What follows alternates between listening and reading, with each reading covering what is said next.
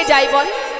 বাবা তুমি চিন্তা করো না, কবিরাজি আমি তো জানি না, যেজন অসুস্থ হয়েছে তুমি তার কাছে চলে যাও, আর ঘরে গোপীনাথের সেবাটা না হয় আজ আমি দিয়ে দেব।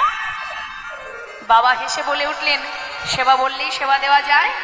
সেবার অনেক নিয়ম আছে, মন্ত্র জানতে হয়, তুমি তো কিছু জানো না। ছোট ছেলে বললেন, বাবা আমি তোমার মতো না হয় মন্ত্রতন্ত্র জানি না, আমি যদি ওকে ভালোবেসে খাওয়াই ওকে খাবে না? মুকুন্দ দাস কথাটা শুনে ভাবলেন, সত্যি তো তাই, সবার ঊর্ধ্বে তো ভক্তি, যেখানে ভক্তি আছে সেখানে মন্ত্রের কি বা প্রয়োজন? বৃন্দাবনের আলাভোলা গোয়ালিনী যারা, তারা তো মন্ত্র দিয়ে গোবিন্দকে ভালোবাসতেন না, তারা নিজেদের হৃদয় দিয়ে ভালোবাসতেন। তা আমার পুত্র যদি ভক্তি ভরে ওকে খাওয়ায়, এর জন্য তো মন্ত্রের দরকার নেই। ঠিক